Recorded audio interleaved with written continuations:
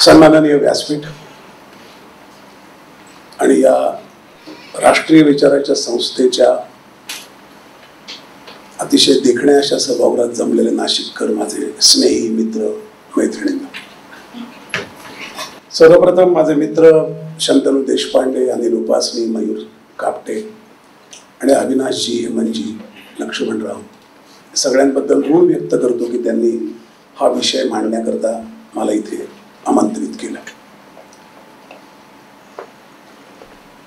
71 साली बांगलादेशची निर्मिती केल्यानंतर भारताने 1974 साली पोखरणला पहिली अणु चाचणी घेतली. 18 मे ही ती तारीख आहे. 12 ऑगस्टला 18 मे ते 12 ऑगस्टच्या मध्ये जूनच्या शेवटच्या आठवड्यात एक पत्र तत्कालीन पाकिस्तानचे पंतप्रधान जुल्फिकार अली भुट्टो यांच्या टेबलवर आलं. त्याचा पत्ता नेदरलँड्सचा होता. ते पत्र एका स्वतःला परमाणु संशोधन विज्ञानात शास्त्रज्ञ असलेल्या माणसाने, दावा करणाऱ्या माणसाने पाठवलं होतं. आणि त्याच्या आधी भुट्टोंनी एक घोषणा अशी केली होती की गवत खाऊ, डबक्यातलं पाणी पिऊ, पण पाकिस्तान अणुबॉम्ब बनवेल. त्या त्यांच्या घोषणेला उत्तर म्हणून त्यांनी पत्र पाठवलं होतं. आणि माझ्याकडे ते युरेनियमचं, फ्युजनचं सगळं तंत्रज्ञान मला माहिती आहे असा दावा त्यांनी केला होता. या अत्यंत खोटारड्या माणसाला पंतप्रधान जुल्फिकार अली भुट्टो यांनी ऑगस्ट महिन्यात इस्लामाबादला बोलवलं. त्याच्याबरोबर मीटिंग झाली आणि तिथून सुरू झाली पाकिस्तानच्या अणुबॉम्ब निर्मितीची प्रक्रिया. आजचा तो विषय नाही, पण कधीतरी तो विषय किती घातक आहे किंवा त्या विषयात जगाच्या कल्याणाचे दावे करणारे अमेरिका, चीन सारखे देश किती भंपकपणे वागले आहेत याचा एक साध्यंत इतिहास आपल्या समोर मांडायला येईल. मुळात पाकिस्तानची निर्मिती हे एक दुखणं आहे. अत्यंत अमानुष अशा ब्रिटिश राज्यकर्त्यांनी आपल्या काळजात ती एक जखम करून ठेवली आहे जी कधीही भरून येणार नाही अशी आहे. 15 लाख लोकांचं शिरगाण करून अनेक लाखो लोक त्यांच्या प्रेतांनी भरलेल्या गाड्या भारतात फाळणीच्या वेळेला आल्या आणि ज्या तत्वावर फाळणी झाली ते धर्म नामाचं तत्व, आज त्या तत्वाची सगळ्यात जास्त माणसं भारतात पाकिस्तानपेक्षा तरी आहेत. हे सगळं मिसकॅल्क्युलेशन या प्रदेशाने कधी आयुष्यात डोकं वर काढू नये अशा पद्धतीची योजना आणि त्यावर चर्चिलचे उद्गार की भारताला स्वातंत्र्य दिलंय, ही भिकारी माणसं किती दिवस देश चालवता बघू, त्यांच्याकडून होणार नाही, परत यावं लागेल. आज चर्चिल थडग्यात आहे आणि आपण 4थ्या क्रमांकाची अर्थव्यवस्था. हे प्रवास जेवढे सरळ नाहीत, साधे नाहीत, एकरेषीय नाहीत, तेवढेच त्या प्रवासामागची गुंतागुंत, पाकिस्तानची निर्मिती ही मात्र एक न भरून येणारी आणि भळाभळा वाहणारी जखम आहे. या अब्दुल कादिर खान या शास्त्रज्ञाने तथाकथित अणुबॉम्ब करता जो काय गोंधळ घातला पाकिस्तानमध्ये आणि भुट्टोंनी त्याला खूप लिव्हे दिला. नंतर जियाउल हक आले. जियाउल हकने भुट्टोंना फाशी दिली 1979 साली आणि जियाउल हकने नंतर तो प्रोग्राम पुढे नेला. त्यात अमेरिका कशी गुंतत गेली, अमेरिकेने ते होऊ नये म्हणून काय केलं याची एक साध्यंत कहाणी माझ्या अस्वस्थ सूत्र नावाच्या पुस्तकात एका CIA माणसाने लिहिलेल्या सबंध मोठ्या अहवालाच्या भाषांतराच्या स्वरूपात आहे. पाकिस्तानने अणुबॉम्ब निर्माण केला का याबद्दल शंका वाटावी अशी परिस्थिती आहे. जियाउल हक नंतर त्यांची हत्या झाली. त्या हत्येमागे पण हाच विषय आहे.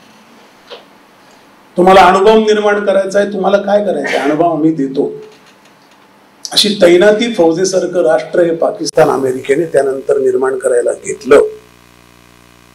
एक नेहमी लक्षात ठेवा, पाकिस्तानचं जे भूराजकीय स्थान आहे ते अशा मोक्याच्या ठिकाणी आहे की त्यामुळे पाकिस्तानला काही मदत करायला अमेरिकेने अगदी कालपर्यंत पण हात आखडता घेतलेला नाही.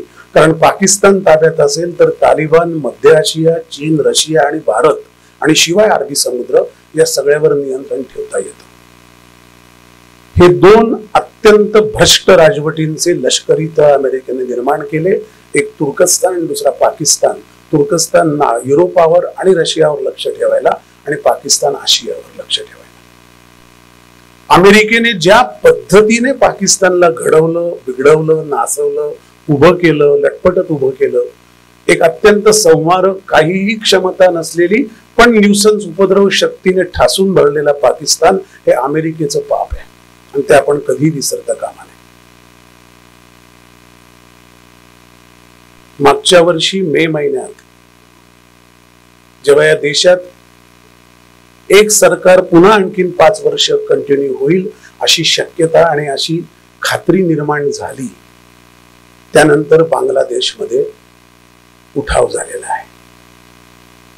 भारताबद्दल कमालीचं वैषम्य, कमालीचा दुस्वास असणारे 2 देश जगाच्या पाठीवर आहेत. एकाचं नाव अमेरिका आहे, दुसऱ्याचं नाव चीन आहे. त्यामुळे भारताच्या सभोवताली असणाऱ्या देशांना विविध प्रकारे आपल्याकडे अंकित करून घेऊन भारतावरची एक आपण निर्माण केलेली जखम आणखीन वाढत कशी जाईल याचा प्रयत्न या दोन्ही निर्दयी महासत्तांनी केलेला आहे. कितीही करार होऊ द्या, कितीही क्वाड निर्माण होऊ द्या, आपण हे मूलभूत विसरता कामा नये अशी माझी विनंती. कारण तिथे दुखणं आहे. ते बरेच डॉक्टर आहेत, म्हणजे रोगाचं मूळ कारण ते आहे. सिम्पटमॅटिक ट्रीटमेंट आपण करतोय गेली 70 वर्ष. आता बहुधा आपण दुखण्याच्या कारणावर इलाज करू शकू अशी परिस्थिती आहे, पण ती कितपत जाईल ते आपण परिणामात बघूया. बांगलादेश मध्ये शेख हसीना यांचं सरकार जायला जी 2 कारणं होती, ते एक चितगाव बंदर भारताने विकसित केलं, त्याचा चीनला असलेला राग, कारण तो अरबी समुद्रात डायरेक्ट घुसण्याचा मार्ग आहे, आणि दुसरं सेंट मार्टिन नावाचं जे दक्षिणेला बांगलादेशच्या खाली एक बेट आहे, त्या बेटावर अमेरिकेला हवा असलेला हक्क. चितगाव बंदर शेख हसीना यांनी चीनला दिलं नाही आणि सेंट मार्टिन बेट अमेरिकेला दिलं नाही, म्हणून ओबामा, मी नावं घेऊन सांगतो, सोरोस, बायडेन या त्रयीने, ज्याला अमेरिकन डीप स्टेट म्हणता येईल, त्याने बांगलादेश त्याच्यामध्ये उठाव घडवून आणला. ज्या शेख हसीना 32 गावं त्यांना देऊन एक परंपरागत असलेला मोठा वाद या सरकारने सोडवला आणि बांगलादेश आणि भारत अशी बस सेवा सुरू झाली. असा मध्ये बांगलादेश आहे, आपल्याला फिरूनच आपल्या त्रिपुराला जायला लागायचं.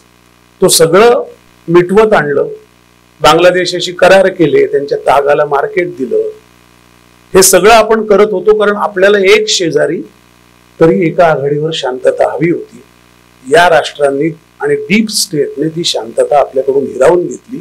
ते हे सरकार तिसऱ्यांदा आल्यावर हे घटनाक्रम विसरू नका. पहलगामचा हल्ला हा एका सिच्युएशनचा परिपाक आहे.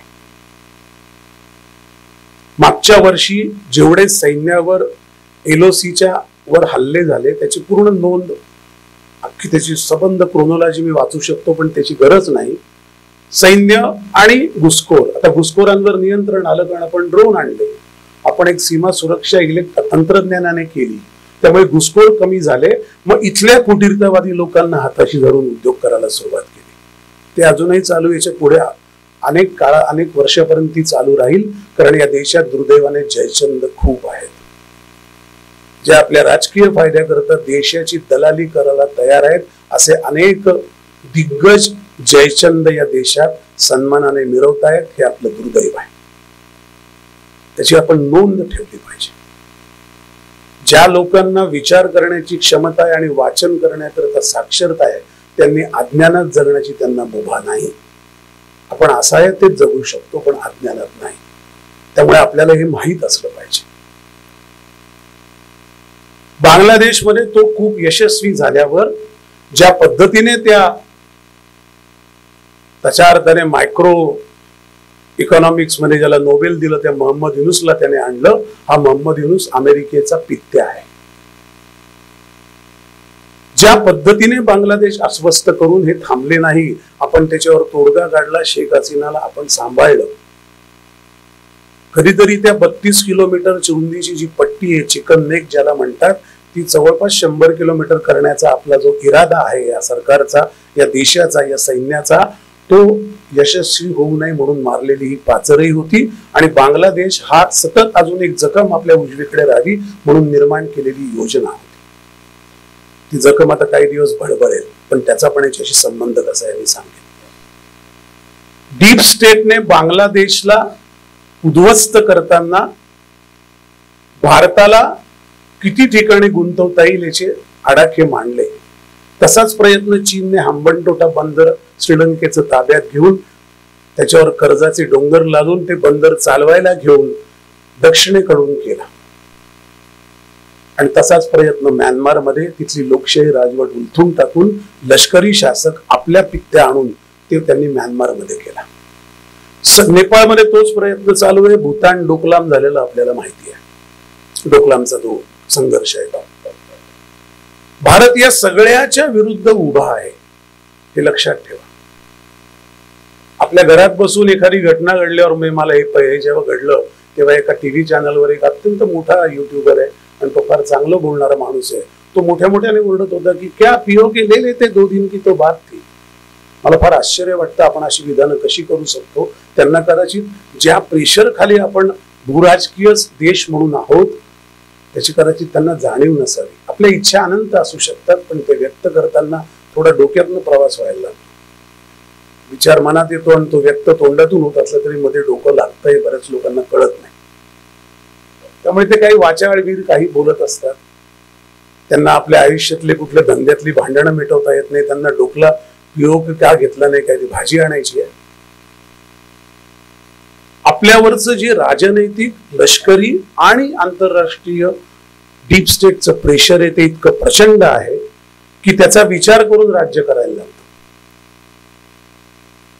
अब्दुल कादिर खानने जे विष पेरलं त्यात पाकिस्तानने अणुबॉम्ब केला का नाही मला अजूनही खात्री नाही.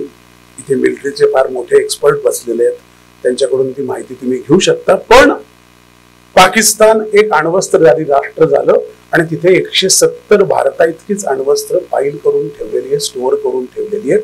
त्याच्यावरचं नियंत्रण मात्र अमेरिकेचं आहे. त्यामुळे पाकिस्तानने किती वल्गना केल्या की अणुबॉम्ब वापरू, अमेरिकेच्या परवानगीशिवाय वापरू शकत नाही, लक्षात ठेवा. आणि ते अमेरिकेचं भारतावर अनेक हाताने प्रेशर असतं. ते आमच्या हातात आहे त्याची. आंतरराष्ट्रीय ताणतणाव हे असे द्विपक्षीय वाटाघाटीवर शब्द बोलायला सोपे तसे नसतात. ते अनेक पदरी असतात आणि अनेक पदरांच्या मागे अनेक खोटे चेहरे दडलेले असतात. कुठलाही अध्यक्ष अमेरिकेचा आला, बायडेन जाऊन ट्रम्प आला म्हणून आपल्याला काही आनंद झाला होता. ट्रम्प भारताबद्दल चांगला आहे, मोदींचा मित्र आहे, अशा पद्धतीचे मिथ लोक पसरवत असतात. पण तो पपेट असतो हे मोदींना व्यवस्थित माहित आहे आणि ते आपलं भाग्य आहे. अनेक गोष्टी घडल्या. बांगलादेशच्या निर्मितीनंतर आपल्या सीमेवर जसं म्हटलं पश्चिम सीमेवर अनेक ज्याला चकमकी म्हणतात तशा सैन्य दलात आणि ते घडत गेल्या. त्यात भारतातल्या काही फुटीरतावादी संघटना, काही राजकीय पक्ष आणि काही डावे वाळवी, ज्याला आमचा अभिजित जोग म्हणतो, त्या डाव्या वाळवीने पण त्यांना खूप साथ दिली. हे कसं वर्क होतं बघा. कशा पद्धतीच्या बातम्या येतात आणि आपल्याला ते खरंच आपल्या हिताचं बोलतंय असं वाटतं, पण तसं नसतं. ते झाल्यानंतर जेव्हा घुसखोरी होऊ शकत नाही, म्हणजे एकदा आम्ही काश्मीरमध्ये कुठल्या तरी वेगळ्या कामाकरता गेलो होतो तेव्हा तिथला एक माणूस असं सांगत होता, एका RVNLच्या बैठकीकरता गेलो होतो आणि त्या माणसाने सांगितलं की देखो यहाँ पे क्या है ना, गधे पे नोट आ जाते आहे. गाढवाच्या पाठीवर एक बोरी असते, त्या बोरीमध्ये अनेक खोट्या नोटा 500-1000च्या येतात. त्या गाढवाला ढकलून देतात सीमेवरून, ते मध्ये येतात. हे सगळे प्रवास एक एक एवढी मोठी सीमा राखणं ही सोपी गोष्ट नाही. आणि चीन बद्दल आपलं सुदैव असं आहे की चीनच्या सगळ्या 4560 किलोमीटरच्या सीमेवर आपण वरती आहोत आणि चीन खाली आहे आणि ते सगळ्यात आपलं मोठी निसर्गाने दिलेली देणगी आहे. पण पाकिस्तानचं तसं नाही, कारण हे एकच राष्ट्र होतं. त्यामुळे पाकिस्तानचं भूराजकीय स्थान हे कोणीही सोडणार नाही. उद्या अमेरिका गेली तर चीन तिथे जाऊन बसेल, चीन गेला तर रशिया जाऊन बसेल. ज्यांना ज्यांना या सगळ्या मध्य आशियापासून ते पार दक्षिण आशियापर्यंत सगळ्यावर नियंत्रण ठेवायचं आहे, त्या महाशक्ती पाकिस्तानला आपला बटीक बनवायचं काम सोडणार नाहीत. हे आपण वस्तुस्थिती लक्षात घेतली पाहिजे. त्यामुळे पाकिस्तान संपून जाईल, तुकडे होतील, 3 तुकडे झाले तर आपल्याला 3 तुकड्यांची डील करायला लागेल, लक्षात घ्या. त्यांच्या आपापसात मारामार होतील, त्यातनं फायदे होतील, हे आपलं मनातलं चित्र आहे किंवा आपली इच्छा आहे. तसं घडेल असं सांगता येत नाही. कारण मुळात भारतापेक्षा कमी, भारतात 26 कोटी मुसलमान आहेत. मी धर्म अशा अर्थाने बोलत नाही. तिथे 22 कोटी आहे. ते 22 कोटीपैकी कदाचित 10 कोटी लोकांना याच्याशी काही संबंध नसेल, पण जे त्याची तिथली मांडणी अशी आहे की पाकिस्तानमध्ये अस्वस्थता ही तरारून आलेली आहे. अफगाणिस्तानमध्ये जसं आपूचं पीक आलंय तसं, आणि ती अस्वस्थता भारताकडे वळवल्याशिवाय ती शांत होत नाही, असा त्या राज्यकर्त्यांचा 7 दशकापासूनचा भ्रम किंवा विश्वास आहे. तो काही वेळेला भ्रम असतो, काही वेळेला विश्वास असतो. हे सगळं पहलगाम घडायचं कारण एक घुसखोरी बंद झाली. पाकिस्तानमध्ये घडलेल्या घटना गेल्या 8 महिन्यातल्या नीट लक्षात घ्या, म्हणजे तुमच्या लक्षात येईल. बलुचिस्तान हा प्रांत कुठू पाहतोय. बलुचिस्तानमध्ये गेल्या 1.5 वर्षामध्ये 71 हल्ले पाकिस्तानी सैन्यावर झाले. बलुचिस्तान हे पाकिस्तानचं एक राज्य आहे. उद्या महाराष्ट्राने भारताच्या सैन्यावर हल्ला केल्यासारखं आहे. ते 71 हल्ले झाले, त्यात अनेक पाकिस्तानी सैनिक मेले. त्यांनी अख्खी एक ट्रेन हायजॅक केली पेशावर ते क्वेटा, आणि त्याच्यामध्ये पण 21 सैनिकांचा मृत्यू झाला. त्या पॅसेंजरला सोडलं, पण ते दाखवायचं कारण असं की अख्खी देशातली ट्रेन, एक राज्य, त्याची आर्मी, त्याची बलुची काय लिबरेशन आर्मी, ती BLA ती हायजॅक करू शकते. हे त्यांनी पाकिस्तान सरकारला दाखवलं, जगाला दाखवलं की हे कुचकामी आहे. पाकिस्तानच्या ISIचा चीफ, त्याचं नाव मुनीर मलिक, हा अमेरिकेचा हस्तक आहे. आजही तो चीफ आहे ISIचा. असीम मुनीर नावाचा पाकिस्तानचा लष्कर प्रमुख जेव्हा एक भाषण करतो, तेव्हा तो आपल्याला एक हल्ला होऊ घातलाय याची सूचना देत असतो. कारण तो असं म्हणतो की ही 2 राष्ट्र नाही, या हे 2 वंश वेगळे आहेत. ही 2 राष्ट्र, एक राष्ट्र नाही, सॉरी, ही 2 राष्ट्र आहेत आणि 2 रेस आहेत, 2 वंश आहेत. आमचा काही संबंध नाही भारताशी, आम्ही पहिल्यापासूनच वेगळे आहोत. हे तो त्याच्याबद्दल सहानुभूती वाटणाऱ्या भारतातल्या त्या सगळ्या फुटीर गटांना सांगत असतो. आणि काश्मीर मुद्दा आपण ज्या पद्धतीने सुरुवातीपासून हाताळलाय, ज्या बेजबाबदारपणे आणि ज्याला बेअक्कलपणे हाताळलाय, त्यामुळे तो त्यांना आयता एक मैदान आहे, आयता एक पिच आहे खेळायला आपण करून दिलेला. आपण भाबड्या आशा करतो, पण भारताने कोणावर आक्रमणच केलेलं नाही. बलुचिस्तान मध्ये ते झालं. अफगाणिस्तान मधल्या तहरीके तालिबानने पाकिस्तानी सैन्यावर हल्ले केले, म्हणजे त्यांचा पश्चिम जो सीमा आहे तिथे सुद्धा अस्वस्थता आहे. परवा तालिबानच्या एका प्रमुखाचं स्टेटमेंट आलं की दक्षिण आशियाच्या अशांततेला पाकिस्तान जबाबदार आहे. तालिबान असं बोलायला लागला, इतकं विरोधाची परिस्थिती आहे. हिंसाचाराचा कहर गाठलाय म्हणलं तालिबान, ज्यांनी 20 वर्ष फक्त हिंसाचार केलाय. पण आज आपण अफगाणिस्तानची संबंध, आपल्याला पर्याय किती आहेत हे सांगण्याकरता मी सांगतोय, त्यामुळे आपल्या लक्षात येईल. आणि डोंट गेट नर्वस. पण हे कळल्याशिवाय असं का घडतं याचं उत्तर मिळत नाही. आणि पुढचं तर उत्तर हे का युद्धविराम झाला हे फार महत्वाचं आहे. बलुचिस्तानचा प्रॉब्लेम, सीमेवर तो प्रश्न, पाकिस्तानी ISI आणि लष्कर यांची प्रचंड मिलीभगत. इम्रान खान जेलमध्ये म्हणून हा मुनीर सत्तेवर आहे, लष्कर प्रमुख. इम्रान खान ज्या क्षणी बाहेर येईल त्या क्षणी हा मुनीर त्याची हत्या होईल, आणि दुसरा लष्कर प्रमुख येईल जो इम्रान खानला फेवरेबल असेल. तिथली राजकीय सत्ता ही पपेट पेक्षाही कचकड्याची आहे, त्याच्यापेक्षा कमी दर्जाची आहे. त्या शरीफ आणि त्यांना काही अधिकार नाही, कुठल्याच पंतप्रधानाला कधीच नव्हते. ISI आणि लष्कर, गुप्तहेर संघटना आणि लष्कर यांची हात मिळवणी आणि सगळ्या टेररिस्ट ऑर्गनायझेशनची लष्कराशी असलेली हात मिळवणी. आणि म्हणून मुरिदके आणि जिथे आपण हल्ले केले त्या लष्कर-ए-तोयबा आणि जैश ए मोहम्मदच्या हेडक्वार्टर्स, बांधकाम, जमिनी, इनाम, त्याचे बांधकामाचा खर्च, त्याचा मेंटेनन्स पाकिस्तान सरकार करत असतं, कारण लष्कराचे तसे आदेश आहेत. आपण अशा एका राष्ट्राशी डील करतो आहोत ज्याच्याशी एक चेहरा नाही, वाटाघाटी करण्याकरता कोणीही सक्षम नाही. 3 प्रकारची राष्ट्र एका राष्ट्रात आहेत, लष्कर एक आहे, ISI आहे आणि सरकार आहे, आणि 4थं जे सगळ्यात मोठं राष्ट्र त्या राष्ट्रात आहे किंवा काय त्याला म्हणा सत्ता केंद्र, ते टेररिस्ट आहे. त्यामुळे हे निपटताना काय करायचं त्याचा विचार करण्यात आपल्या देशाने जवळपास 70 वर्ष घालवली. आता आपल्याला थोडा मार्ग सापडलाय असं वाटतं. आणि म्हणून आपण युद्ध जिंकून सुद्धा पीओके कधी घेऊ शकलो नाही. आपण 3 युद्ध जिंकली आहेत एका राष्ट्राविरुद्ध. आपण 1 इंच स्क्वेअर इंच जमीन परत आणलेली नाही. आपण 90,000 युद्ध कधी सोडून दिलेले आहे. मी कोणाच्याही कर्तृत्वावर कॉमेंट करत नाही. मी एवढंच सांगतोय, धोरणाचा अभाव असणं म्हणजे काय याचं हे अत्यंत प्रकट असं उदाहरण. जो मला उद्या त्रास देणार आहे त्याचं खच्चीकरण करण्याची संधी आली असता काही न करणं हे नादानपणाचं असतं. कारण पिढ्यांना पुढच्या भोगायला लागतं. आत्ता जे बरं वाईट घडतंय ते आत्ता जे 20-25 आहेत ते जेव्हा 40चे होतील तेव्हा त्यांना भोगायला किंवा आनंदायला भाग आहे. राज्यकर्त्यांनी पुढचं पाहायला लागतं.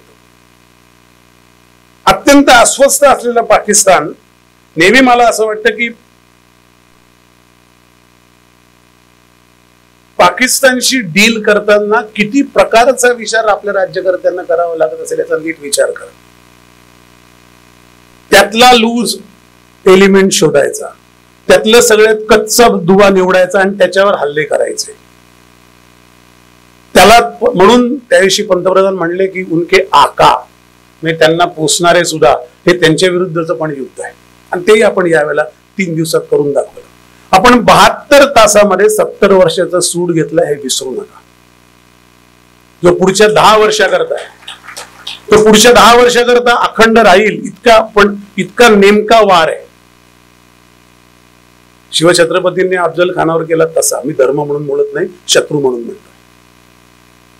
अफजल खानाला सामोरं जाताना त्यांनी अफजल खानाशी मी करणारच, पहिलाच माझी लढाई त्याच्याशीच आहे.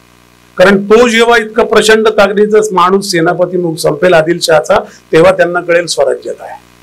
आपण आता ते करायचा प्रयत्न केला हे विसरू नका.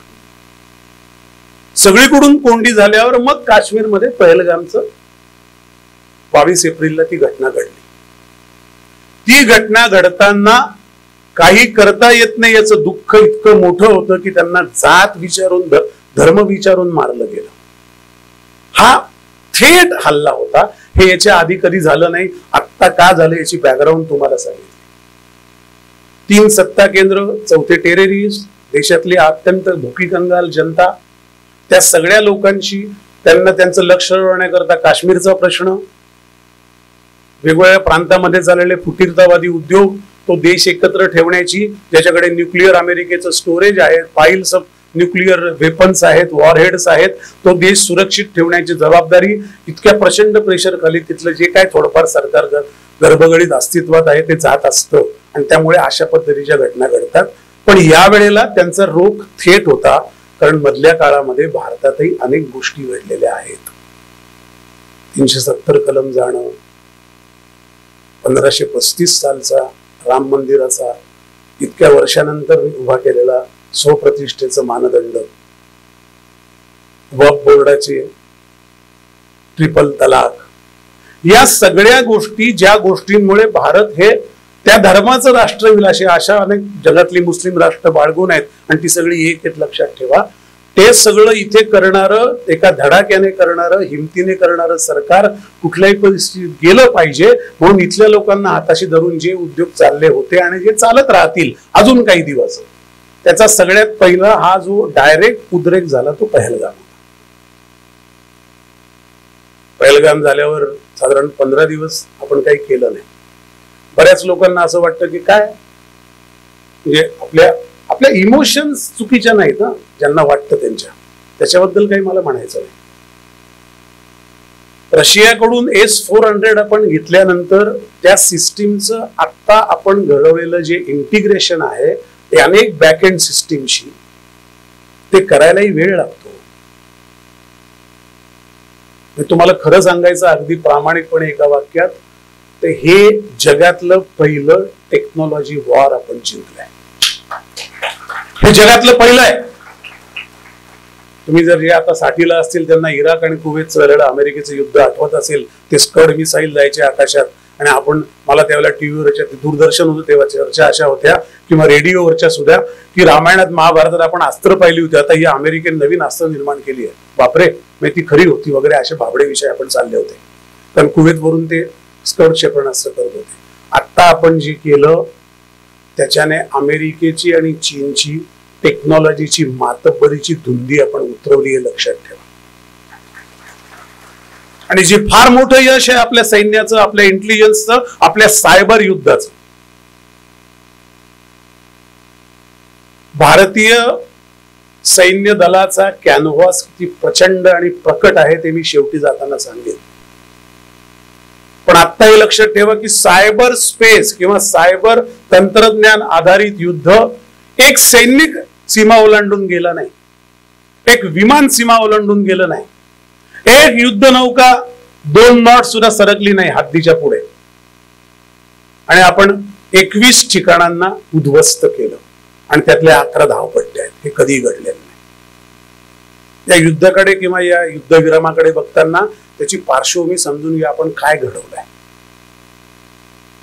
तुम्ही जर पेपरच्या बातम्यांनी ट्रेस करत गेला असाल तुमच्या लक्षात येईल या आधी जेव्हा हल्ले झाले, हे 1916चं पुलवामाकडे नंतर येतो, आधीच 2001 पासून सगळे 2008 हे जे हल्ले होत होते, मुंबईचा हल्ला आपल्या महाराष्ट्रावर आपल्या जवळ झालेला, आपला रिस्पॉन्स काय होता? डॉक्ट्राईन, डिप्लोमसी, डिस्कशन, डिबेट, डेमॉन्स्ट्रेशन. त्याचा परिणाम काय होता? 0, D0, D0, मोठा 0. काही परिणाम झाला नाही. तौर राणा आत्ता भारतात आलाय 2008 नंतर. किती वर्ष झाली? परिणाम सोडून द्या, त्यातल्या जे कटात सामील असलेल्या माणसांपैकी एक आत्ता आपण भारतात आणू शकलोय. कुठल्या डिप्लोमसीने, कुठल्या डॉक्ट्राईनने, कुठल्या डिस्कशनने, कुठल्या डिबेटने आपल्याला काय दिलं याचा विचार आपण कधी करत नाही. त्या हल्ल्याने त्यांनी काय दाखवलं की आम्हाला पाहिजे तेव्हा आम्ही पाहिजे तिथे येऊ शकतो, तुम्ही काही करू शकत नाही. तो आपल्या स्वतःच्या आत्मसन्मानावरचा घाला होता.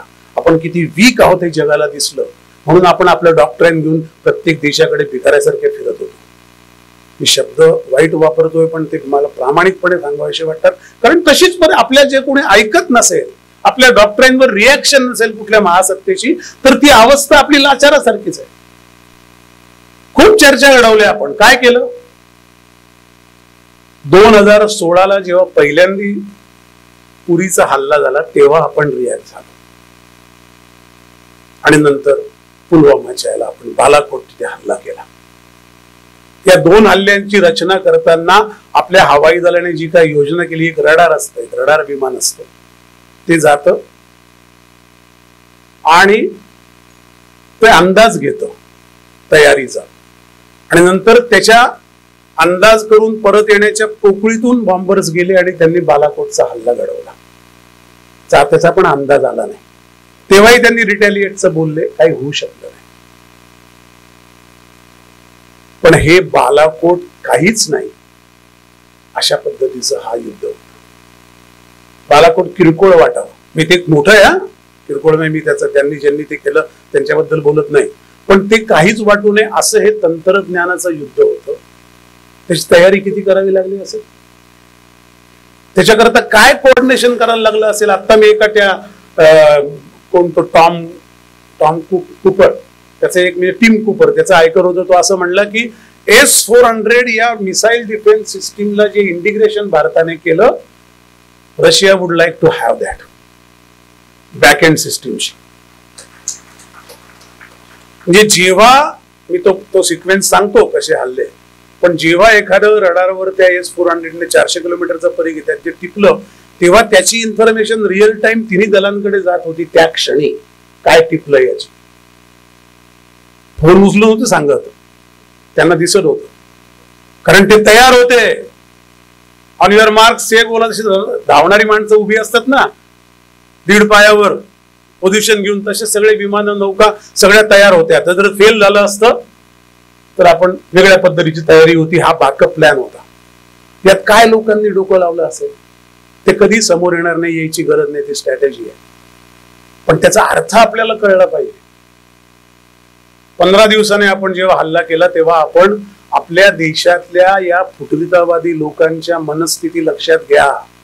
त्यांनी आपलं फार नुकसान केले आणि ते अजून करतायत. त्यांच्याकडे त्यांना खड्यासारखं बाजूला काढलं पाहिजे. त्यांना माहित होतं की जेव्हा अर्धी नाही, 2%, 3%, 10% माणसं ही काहीतरी वेगवेगळी विधानं करत बसतील आपल्या सैन्य दलाबद्दल, जे सरकार केवळ पक्षाला विरोध म्हणून अशी विधानं करत बसतील जी सैनिकांचा अपमान करतील, देशाविरुद्ध प्रसंग गेले तरी बेहत्तर, पण आम्ही अशी मतं मांडत राहणार, त्यांच्याकरता ते ड्रिल होतं, कशात तरी त्यांनी गुंतून राहावं म्हणून. आपल्याला काही ड्रिल बिल करायची गरज नाही. रात्रंदिना आम्हा युद्धाचा प्रसंग, गेली 70 वर्ष तुकाराम महाराज गेल्यापासून ते वाक्य आपण जगतोय, युद्धाचाच प्रसंग आहे. असं देशच नाही इतके हल्ले, इतक्या प्रकारची घुसखोरी, इतक्या प्रकारची इन्सर्जन्सी, इतक्या प्रकारचं लीक, इतक्या प्रकारचे गद्दार, इतक्या प्रकारचे जयचंद एकाच ठिकाणी गुणागोविंदाने वगैरे नांदत असलेला दुसरा देश नाही. त्यामुळे त्यांना कुठेतरी घेऊन जायला लागताना कात्रजचा घाट, छत्रपती पुन्हा येतात. छत्रपती एक दंडक आहे हो युद्धशास्त्राचा, तो पुढचे 1000 वर्ष राहील, लक्षात ठेवा. तिथे तो कॅमोफ्लाइज आहे, तिथे ते मिसगायडिंग आहे. आणि ज्या दिवशी ड्रिल आणि ज्या दिवशी सायरन ते वाजतील त्या दिवशी रात्री हल्ला झालाय. त्यामुळे ड्रिल बिल काहीतरी फालतूपणा, याच्यावर बाईट तयार करणाऱ्या लोकांना काहीच कळलं नाही कशावर बाईट करायचं. तर 1-2 हल्ले नाही झाले. तुम्ही ते सगळे व्हिडिओ नीट कधीतरी या आत्ताच्या आपल्या मी बघितले असाल, तुम्ही सगळे शून्य माणसं आहात, पण ते व्हिडिओ शांतपणे एकदा 3 तास 4 तास जातील. एक व्हिडिओ 7 एप्रिलचे व्हिडिओ काढून बघा. जैश ए मोहम्मदचं हेडक्वार्टरला जिथे हल्ला केलाय ना, त्याच्या कंपाऊंडची एक बीट सुद्धा पडलेली नाही, फक्त त्या प्लेसला. सिव्हिलियन सोडून द्या, सैन्याच्या सैनिकाला मारणं सोडून द्या, शेजारच्या घरात सुद्धा काही घडलेलं नाही. इथे बसून केलेले हल्ले हे पहिल्यांदा घडले. बरं, प्रचंड लोकवस्तीचे देश आहे, इराण सारखं वैराण वाळवंट नाही आहे की 200-200 किलोमीटर काही लोकच राहत नाहीत, कुठे टाकलं तरी काय वाळवंटात पडत नाही. अत्यंत दाट लोकवस्तीचे एरिया आहेत, हायली प्रोटेक्टेड आहे. तेव्हा पहिल्यांदा लक्षात आलं पाकिस्तानी लोकांना, चीन कडून आणलेल्या मिसाईल डिफेन्स सिस्टीम काही कामाचंच नाही, त्यांना काही ट्रॅकच करता येत नाही, इंटिमेशनच येत नाही. इंटिग्रेट केल्याने का चालल्याने माहित नाही. कोणतरी म्हणलं ते चीनने डिश अँटिना विकले असं, तो विनोद होता व्हॉट्सअपवरचा, तर त्यांना ट्रॅकच झालं नाही. आणि तिथे पहिली ठिणगी पडली. जे काय हाफिज सईद आणि दाऊद इब्राहिम आणि तो कोण तिसरा एक मसूर अहमद या लोकांना पहिल्यांदा असं वाटलं की हे तो बेवकूफ आहे, अपनी मिलिट्री हमको प्रोटेक्ट नहीं कर सकते. एकाचा व्हिडिओ आला की मुझे क्यों नहीं मार दिया. लोकांना मारून जे जगतात त्यांना मला का नाही मारलं असं वाटावं, हा फार मोठा फरक आहे. ते फार मोठं परिवर्तन आहे आपण घडवलेलं, की मलाच का नाही मारत, तू लोकांना मारत होता आयुष्यभर. त्याच्यावर वेळ आली, कारण आता कोणीच नाही आहे प्रोटेक्ट करणार. त्याने एक स्टेटमेंट दिलं होतं, म्हणलं ये लोक क्या कर रहे थे, काय का चायनीज सिस्टीम. तो मेसेज कोणाला होता आणखी? चीनला. तंत्रज्ञानाचा चीनने फार हवा केलाय हो. मी तुम्हाला सांगू का, चीनचा जो दबदबा आहे ना, तो या युद्धाने जेवढा टराटारा फाडलाय ना, तेवढा कोणी फाडलेला नाही. एकही युद्ध न केलेला भुक्कड देश आहे. अमेरिकेकडून तंत्रज्ञान चोरून आपली विकसित केलेला सिस्टीम विकसित केलेला देश आहे. आता हार्वर्ड विद्यापीठातनं 52 सायंटिस्टला आखलून दिलं, जे अमेरिकन नागरिक होते पण मूळचे चीनी होते, कारण त्यांनी अनेक दस्तावेज कॉपी पेस्ट करून तिकडे चीनमध्ये पाठवले. हार्वर्ड मध्ये आता सगळं कम्प्लीट त्याला ज्याला म्हणतात ते शोध घेणं चाललंय, कुठून गेले. तो अमेरिका चीनच्या दोन्ही भंपक देशांचा एकमेकातला वाद आहे. पण तिथे असं लक्षात आलं की यांचं तंत्रज्ञान वगैरे हे सगळं परेड बिरेड करायला ठीक आहे त्यांच्या त्या कम्युनिस्टांसमोर, पण ऍक्च्युअली हे काही चालत नाही. चालतं की नाही अशी शंका आपण नक्की निर्माण केली आणि आपण त्याच्यावर कॉमेंट नाही केली. तुम्ही लक्षात ठेवा, हा आपण कशात कमी पडलो ते पण सांगेन माझ्या हिशोबाने. कमी पडलो म्हणजे आपण जगातल्या मीडिया मधले सगळे हेडलाईन जर 8-15 दिवसातले वाचल्या तर भारताने काही फार घडवलं असं त्यांना कल्पना आली नाही. हा स्ट्रॅटेजीचा भाग असू शकतो, पण आपण प्रेस खूप उशिरा सुरू केला, आपण त्याचं कम्युनिकेशन उशिरा केलं. कारण असतील ती माणसं ज्या पोझिशनला बसली आहेत त्यांनी का केलं असा मूर्खासारखा प्रश्न मी विचारणार नाही.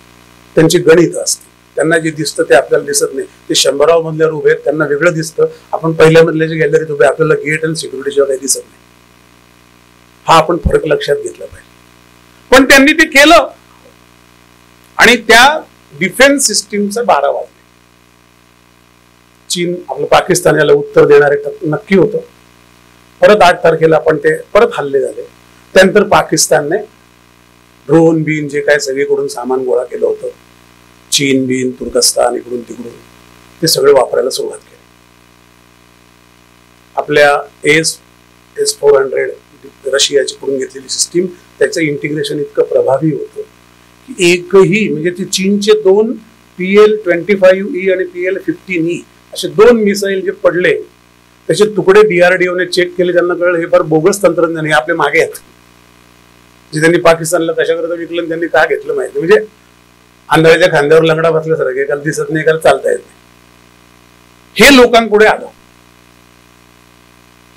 आणि ते जे त्याचे कुठलेही त्यांनी इतके ड्रोन पाठवले, इतक्या गोष्टी पाठवल्या, काही झालं नाही. आपल्याला याचं आश्चर्य नाही वाटत का भारतीय नागरिक म्हणून? त्याचा अभिमान नाही वाटत आपल्याला? ज्या कोणाला वाटतं काय आपण थांबून टाकले युद्ध वगैरे, युद्ध काय तुमचे काय भाजीवाले घंटागाडी का काय? तुम्हाला ज्यांना असं वाटतं त्यांनी हा विचार करायला पाहिजे की अशी कुठल्या पद्धतीची सिस्टीम आपण आणली आणि ती इंटिग्रेट केली की एकही ड्रोन इथपर्यंत येऊ शकलं नाही, मिसाईल येऊ शकले नाही. चीनचे वापरून झाले, तुर्कस्तानचे वापरून झाले, जे काय अमेरिकेकडून गोळा केलेले भंगारमधले ते वापरून झाले, सगळे ड्रोन वापरले, काही उपयोग झाला नाही. इराणने 2 त्यांना मिसाईल दिले, फतेह 1 आणि फतेह 2. 400 किलोमीटर रेंजचं मिसाईल होतं ते. मात्र ज्या क्षणी 10 मेच्या संध्याकाळी ज्या क्षणी रात्री जयपूरवर येत होतं आणि ते आपण पाडलं, त्याची रेंज अशी होती की दिल्लीपर्यंत गेलं असतं. जयपूर दिल्ली फार अंतर नाही. तेव्हा आपल्या सगळ्या मिलिटरीचा जो प्लॅटून होता, म्हणजे नेव्ही पासून ते हवाई दलापासून ते मिलिटरी इंटेलिजन्स पासून ते सायबर पर्सन्स पासून सायबर इंटेलिजन्स पासून ते सैन्य दलापर्यंत एक असे चिली ज्याला म्हणतात अशी लहर गेली असणार की फतेह काही खूप गाजलेलं, पण एक इतक्या रेंजचं मिसाईल त्यांनी वापरायला सुरुवात केली, याचा अर्थ ते असू शकतात आणखी. आणि मग तेव्हा 10 मेला आपण जे 2.5 तासात केलं, त्यात पुढच्या 10 वर्षाची तजवीज आपण केली. असा विचार करून बघा, तुमच्या पुढे एक अत्यंत कठीण वेळ आलेली आहे आणि तुम्हाला 2 तासाचं मर्यादा आहे अद्दल घडवायची. आणि तुम्हाला आता अटॅक काय करायचा आहे की जिथून ते मिसाईल घेऊन विमानं उडतील ते इन्फ्रास्ट्रक्चर नष्ट करायचं. इथे बसायचं, दुसऱ्याच्या घरात जायचं नाही, इथून बसून करायचं. सगळं सायबर टेक्नॉलॉजी वापरायची. याचा तुम्ही कधीतरी असा शांतपणे बसून विचार करा की हे एखाद्या हॉलिवूड चित्रपटात सुद्धा असं दाखवू शकणार आहे. अमेरिकेला तो पण धक्का असेल. What we cannot imagine they did it. What so called creative people in Hollywood cannot even imagine or draw that they designed and did it. आणि ते केलं. ज्या हवाई दलांच्या धावपट्ट्या त्याची नावं लिहून आणली मी तर. 11 हवाई दळ आहे. नूर खान 10 किलोमीटर इस्लामाबाद, तिथेच तो बिंजरी भुक्त आंतरराष्ट्रीय विमानतळाचा एक भाग म्हणजे नूरखान धावपट्टी आहे. रफिकी, मुरीद, सुकूर, सियालकोट, पसरूर, चुनियन, सरगोदा, स्कार, गोलारी, जॅको बाबर. ते पाकिस्तानने बाबर, घुरी, फिरी सगळे जे मिसाईलचे मिरवणुका काढल्या इतकी वर्ष ते वापरून झाले. चायनाचा माल, भंगार माल वापरून झाला. मग साठ्यातलं काही वापरून झालं, मग तुर्किस्तानचं वापरून झालं, मग इराणचं वापरलं आणि नंतर एकच उत्तर मिळालं हे सगळे ठोक. आता एक विषय जो चर्चेला आहे त्याच्याकडे येतो आणि मी इथून बसून ते कॅप्टन नरवणे बसलेत, म्हणजे नागाशे बसलेत, ही फार मोठी मोठी माणसं आहेत, PVSM वाली. पण मी धारष्टे असं करतो आणि माझ्या खिशात काही मागच्या माहिती म्हणून करत नाही. पण असं असतं की घातसूत्र पुस्तक लिहिल्यापासून मला डॉट जोडता येतात आणि त्यातला एक डॉट म्हणजे किराणा हिल्स. आता हा जो अब्दुल खादीर खान आहे ना, त्याने कहूताला जियाला पहिल्यांदा लॅब मध्ये ते युरेनियमची प्रोसेस दाखवली. तर जिया असा क्रॅकपॉट माणूस होता, त्याने त्या लॅबलाच कादीर खान रिसर्च सेंटर का लॅब असं नाव देऊन टाकलं. ती गोल्डन अक्षराची पाटी अजूनही तिथे टांगलेली आहे. आणि तो कादीर खान तो त्याला त्यांनी देशद्रोहाचा खटला भरला त्याच्यावर पाकिस्तानने पुढे, पण त्याच्या नावाची पार्टी आहे तिथे कहूता आणि काय त्याचं नाव, त्या किराणा हिल जवळचं मापोस काय ते मॉप्स काय तो जो धावपट्टी, तिथे हे बॉम्बिंग झालं नाही, सरगोदा जवळ, आणि त्याच्यामध्ये एक ठिकाण आहे मुसाफा, तिथे जे बॉम्बिंग झालं त्यानंतर अमेरिकेची एक अशी सिस्टीम आहे. आता कसं असतं, मी तुम्हाला भाड्याने काही वस्तू तुमच्या घरात ठेवायला दिल्या तर तुम्ही एका लिमिट नंतर काय म्हणता, भाडं द्यावं. सांभाळायला काही जोक आहे का? तुमच्या घरात उद्या कोणी 25 साप आणि 3-4 अजगर आणून ठेवून दिले, त्यांना सांभाळणं काही जोक आहे? ते म्हणे भाडं द्या, पिंजरे करा, त्यांना खाऊ पिऊ घाला, ते कोण खर्च करेल? अमेरिकेने हे सगळे धंदे पाकिस्तानमध्ये because of its strategic geographical location त्यांना ठेवण्याचं भाडं दिलं, त्याच्यावर यांनी टेररिस्ट पोचलेले आहेत, ही फॅक्ट. आणि ती काय 500 बिलियन 600 बिलियन 300 बिलियन 200 बिलियन इतक्या टोकाची मदत आहे. आतापर्यंत 21 वेळा अमेरिका पाकिस्तानच्या मागे उभा आहे, IMF थ्रू, वर्ल्ड बँके थ्रू, प्रत्येक वेळेला त्यांना बेल आउट केलं, 21 वेळा केलंय आतापर्यंत. आणि तरी अमेरिका पाकिस्तान विरुद्ध बोलत असतील तर एक तर ते नशेत असतील किंवा ते खोटं बोलत आहे.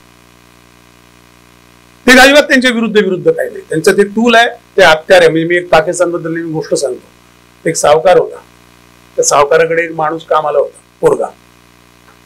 सावकार दुपारी जेवायला घरी यायचा तर तिथे मुलगा बसायचा, त्याची बायको तिथे येऊन बसायची सावकाराची. रात्री जेवताना सावकाराकडे सांगायचे, हा काय तुम्ही ठेवलाय, हा त्यातून 10 रुपये 5 रुपये सोडतो, इकडे तिकडच्या बरणे उघडतो, काहीतरी खातो, हा काय आहे तू, हा कुठला नोकर तुम्ही आणलाय? ती रोज तक्रारी करायची. सावकार एक शब्द बोलायचा आणि शांतपणे रात्री जेवायचं, झोपून जायचं. एक दिवस तिने जेवायला वाढला नाही. सावकार म्हणलं काय झालं? ती म्हणली आज त्याने आपल्या मुलीवर कदाचित हात टाकायचा प्रयत्न केला, तिच्याकडे तो बघत होता, मला ते आता चालणार नाही, याला तुम्ही हाकला. सावकार म्हणलं तू जेवायला तर वाढ मला. ती म्हणली नाही, जेवणच देणार नाही. अहो काय तुम्ही याला सहन करताय, हा कोण 3 पाट माणूस? सावकार म्हणला तसं काही तो करणार नाही, त्याची तेवढी ताकद नाही, तू काळजी करू नको. आणि तुला अजून एक गोष्ट सांगतो, परत हा विषय काढू नको, मध्ये जेवण खराब करू नको. हा 5000 रुपये चोरतो, 20 रुपये चोरतो, काही फार काळजी करू नको, त्याच्याने माझं काही नुकसान होत नाही. याने आणि मी मिळून जे गावात धंदे केले आहेत ना, ते जर लोकांना कळले तर आपल्याला गावात राहता येणार नाही. पाकिस्तान अमेरिकेचं रिलेशन एक्झॅक्टली तसं आहे. पाकिस्तान अमेरिकेने मिळून जे आशियामध्ये धंदे केले ते इतके घाणेरडे आहेत, ते इतके अमानुष आहेत, ते इतके अमानवीय आहेत की अमेरिकेच्या सगळ्या प्रतिमा डागाळल्या जातील. त्यांच्या राष्ट्राध्यक्षांचे मोठमोठे इतिहास, मोठमोठे खंड, प्रेसिडेंट्स ऑफ युनायटेड स्टेट्सचे मोठमोठे निघालेले सगळे जर्नल्स, हे सगळे जाळून टाकतील लोक, इतके घाणेरडे उद्योग केलेले. आता त्याला सांभाळावंच लागेल त्या नोकराला, त्याची लिमिट त्यांना माहिती आहे. आणि तिथे जो हल्ला झाला त्याच्यामध्ये तिथे ठेवलेल्या वॉरहेड्स, न्यूक्लिअर वॉरहेड्स मधून लिकेज झालं असं कळण्याकरता किंवा असं वाटावं याचं कारण अमेरिकेच्या डिपार्टमेंट ऑफ एनर्जीचं एक विमान आहे जे लिकेजची तपासणी करतं. ते तिथे लँड झालं आणि 16 छोटी छोटी बाकीची विमानं लँड झाली आणि एका विमानातून इजिप्त मधनं त्यांनी बोरान पावडर आणली, एक विमान भरून, जी रेडिएशनच्या ठिकाणी वापरतात. आता बोरान पावडर कशाला आणली हा प्रश्नाचं उत्तर मिळत नाही. ते एनर्जी प्लेन, डिपार्टमेंट ऑफ एनर्जीचं प्लेन कशाला सर्व्हेलन्सचं उतरलं त्याचं उत्तर मिळत नाही. एवढी विमानं कशाला उतरली त्याचं उत्तर मिळत नाही. अचानक पाकिस्तानने मोठा गाळा का काढला, अचानक अमेरिकेला खडबडून जाग का आली, त्या सावकार नोकराची ती क्रुशियल वेळ आली होती. बस अजून एकदा काही कराल म्हणजे आम्ही इथे बसून तुमच्या न्यूक्लिअर साठ्यापर्यंत पोहोचू शकतो, हा मेसेज अमेरिकेला होता. PL-25 PL-50 पाडू शकतो, हा मेसेज चीनला होता, लक्षात घ्या. ते एका कवीचं होतं ना की तो एका कविता म्हणत होता, ते एक माणूस आला आणि तो बंदूक घेऊन स्टेजवर आला, तो तत पप करायला लागला. तो म्हणला तुम्ही गा, तुम्हाला बोललो कोणी त्याला शोधतोय. तसे बोलवते धनी कोण आहेत, हे 2 बोलवते धन्यांना तो मेसेज यावेळेला मिळाला आहे, लक्षात घ्या. आणि तो स्वच्छ मिळाला आहे. आज पाश्चिमात्य मीडिया पाकिस्तानने जे काय परेड लावली ती दाखवतो आणि भारताने हे केलंय दाखवत नाही, कारण त्यांना स्ट्रिक्ट इन्स्ट्रक्शन आहे की त्याचं जास्त खोदाई करू नका. तो एकच टीम कुपर निघाला जो बोलला ना, अजून एक सायंटिस्ट आहे तो बोललाय. त्यांचं काय दिवसाने काय होतं बघा. अध्यक्ष मारून टाकणारा देश आहे अमेरिका, हे कोण लोक आले. वार्ताहर बिरताहर, अॅनालिस्ट बिनालिस्ट किरकोळ आहेत. केनेडी मारून टाकलाय त्यांनी, अब्राहम लिंकन मारून टाकलाय, विरुद्ध जाणारे अनेक त्या जॅक्सनवर हल्ले झालेत. त्यामुळे त्यांना हा मेसेज क्लिअर केला आणि मग नंतर ट्रम्पने घाईघाईने जाहीर केलं. याच्याबद्दल आपल्याच लोकांना फार वाईट वाटतंय. अहो, ट्रम्पने जाहीर केलं म्हणजे काय? ट्रम्पची क्रेडिबिलिटी काय? आणि आपण का नाही? अरे आपण काय जाहीर करू? आपल्या न्यूक्लिअर बद्दल जो प्रश्न विचारला गेला आपल्या त्या विदेशी मंत्र्याच्या त्या प्रवक्त्याला, त्यांनी काय सांगितलं? That Pakistan should tell you, we don't know about anything. जो मारले तो कशाला गावात फिरेल नाचत मी मारलं म्हणून? पोरकटपण आहे ना, हे दर्जा असतो. आपण आपली लेवल नाही सोडलेली, लक्षात घ्या. बरं, तुम्हाला जर त्या बातम्यातून कळत नसेल की की जल विमान उतरलं, तुमचं शिक्षण वाढवायला पाहिजे. म्हणजे आपलं सरकारला तुम्ही जाहीर का करत नाही? तुम्ही बोलल्यावर आम्हाला कळतं, इतके आपण बिंडो आहोत का? आपला अभ्यास नाही का काही? आपण आपला अभ्यास केला पाहिजे. आपल्याला कळतं हे काय झालंय, का बरं हादरलेत सगळे. भारताला जो पहिला फोन आला त्याच्यात त्यांना सांगितलं होतं, तर भारताने सांगितलं let the DGMO decide. Their DGMO, director general of medical operations, military operation, should talk to our DGM. That is the official communication channel. We don't worry about what you talk. ट्रम्पला तर कळलंच असणार की हे लांबण लावतील. तर भारताची bureaucracy भयंकर ठीक आहे आजगरासारखी, त्यात सापडलं तर कोणीच बाहेर येणार नाही. त्याने घाईघाईने जारी करायचं कारण ते एक असू शकतं. आणि आपण त्या डीजीओने फोन केला. आता त्याच्या आधीची एक तुम्हाला गोष्ट सांगतो. 10 मेची संध्याकाळी 3:30 वाजेची वाचली असेल कदाचित. JD व्हॅन्स नावाच्या उपाध्यक्षांचा मोदींना फोन आला आणि त्यांनी सांगितलं की पाकिस्तान फतेहच्या आधीची गोष्ट आहे.